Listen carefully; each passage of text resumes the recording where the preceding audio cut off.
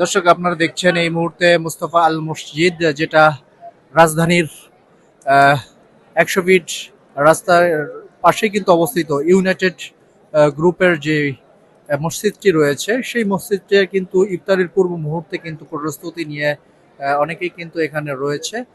যদি আপনাদেরকে আমরা একটু দেখানোর চেষ্টা করি, অনেক দূর দূরান্ত থেকে এসেছে এবং আশপাশে যারা রয়েছে তারাও কিন্তু ইফতারের যেই সুন্দর পরিবেশ, সেই পরিবেশে কিন্তু সারি সারিবদ্ধভাবে বসে রয়েছে। তারই চিত্র কিন্তু এই মুহূর্তে আপনাদেরকে আমরা দেখানোর চেষ্টা করি। সুন্দর একটা পরিবেশে কিন্তু এই মুহূর্তে ইফতারের আয়োজনে কিন্তু রয়েছে অনেকে, কিন্তু এখানে আমরা দেখছি সারি সারিবদ্ধভাবে তাদের কার্যক্রমগুলো কিন্তু পালন করছে। ভলেন্টিয়াররা রয়েছে, এছাড়া সুশৃঙ্খল সুন্দর একটা পরিবেশে কিন্তু ইফতারি বন্টনের কাজে কিন্তু অনেক রয়েছে এবং এখনো কিন্তু লাইন দিয়ে কিন্তু তারা ভিতরে ঢুকছে। এখনো চলমান।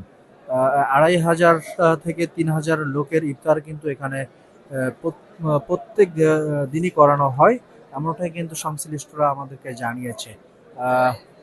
যে পরিবেশ, সুন্দর একটি পরিবেশ কিন্তু এই মুহূর্তে আপনাদেরকে যদি একটু জুম করে দেখানোর চেষ্টা করি, জিলাপি, খেজুর, রুয়াবজা এছাড়া অন্যান্য যে ইফতার সামগ্রী রয়েছে সেগুলা কিন্তু বিতরণ করবে।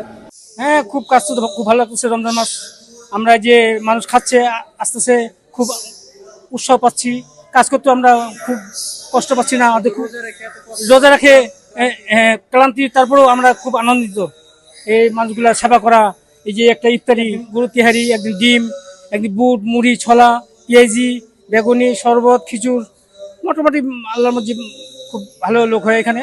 আমরা এই যে রাজাজি ব্যক্তির যে খেজমত করতেছে, আল্লাহর কাছে হাজার শুকরিয়া। বাংলাদেশে সব মসজিদের জন্য এরকম বড় বড় মসজিদের জন্য এরকম এই অনুষ্ঠান হয় ইফতারি। তাহলে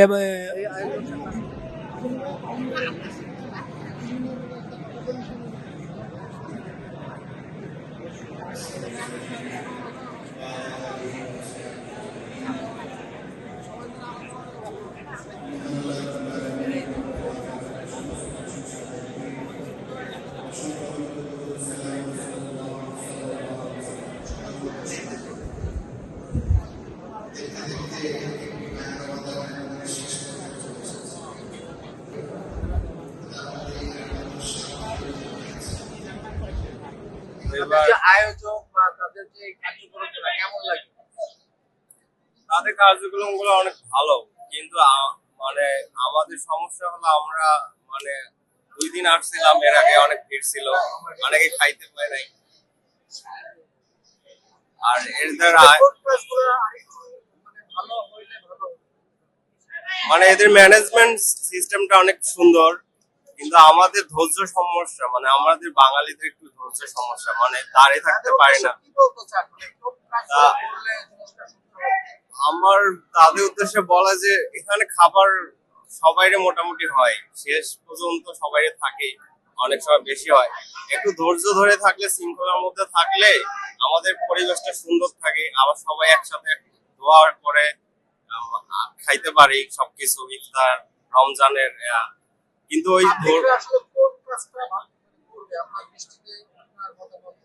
আমার দৃষ্টিতে পাবলিক মানে ধৈর্যটাও যেন না হারায়, মানে খাবার আছে, ওরা একটু লাইনে থাকে, একটা সিস্টেমের মধ্যে ঢুকতে পারলে, বসতে পারলে খাইতে পারবে। কিন্তু একদিন অনেক মানে ছিল, পরিবেশটা খারাপ, বিশৃঙ্খলা ছিল, অনেক খাবার নষ্ট করে ফেলছে, মানে ধাক্কা ধাক্কিতে অনেকগুলো নষ্ট করে ফেলছে। এই জিনিসটা অনেক খারাপ লাগছে যে খাবার মানুষ পায় না কিন্তু এরা নষ্ট করে ফেলে।